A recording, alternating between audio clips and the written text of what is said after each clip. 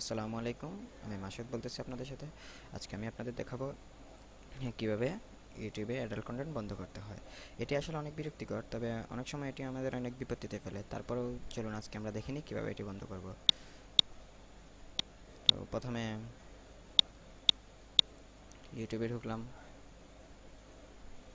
এই যে এখানে অনেক বিভিন্ন অপশন দেখা যাবে।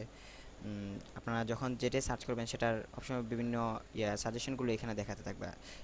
এটি ইউটিউবের একটা সিস্টেম। তারপর আপনি এটা বন্ধ করতে পারেন এভাবে, অথবা তো প্রথমে আপনাকে এখানে হিস্টোরিতে কোনো কিছু সার্চ দেওয়ার পরে আমরা এগুলো হিস্টোরিতে জমা হয়। তো আপনাকে এগুলো বন্ধ করতে হলে প্রথমে হিস্টোরিতে ক্লিক করতে হবে। তারপর ক্লিয়ার, এই যে এখানে অনেক হিস্টোরি দেখা যাইতেছে যেগুলা সার্চ করা হয়েছে, ওইগুলো থেকে আস্তে আস্তে সাজেশন ইউটিউবে প্রতিবার ঢুকলেই দেখা যাবে। তো আপনি এটা বন্ধ করতে চাইলে ক্লিয়ার অল হিস্টোরিতে ক্লিক করেও আপনি এটা বন্ধ করতে পারেন, অথবা আপনি যদি দেখেন যে শুধু অ্যাডাল্ট কন্টেন্টটা বন্ধ করবেন, তাহলে যেটা সার্চ করা হয়েছে সেটার সাথে এই যে রিমুভ বাটনে ক্লিক করলে সেটা রিমুভ হয়ে যাবে এবং এটা সাজেশন আর কখনোই দেখাবে না।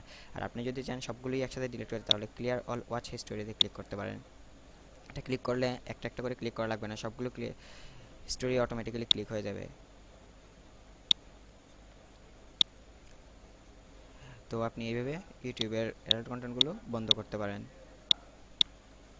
তো আজকে এই পর্যন্ত। আপনারা আমার সাথে যোগাযোগ করতে চাইলে আমার ফেসবুক আইডি এটা, আর এটা আমার ব্লগ আইডি। এখানে একটা টেকনোলজি বেসড ব্লগ, এটাতে আপনি টেকনোলজির বিভিন্ন টিপস পাবেন।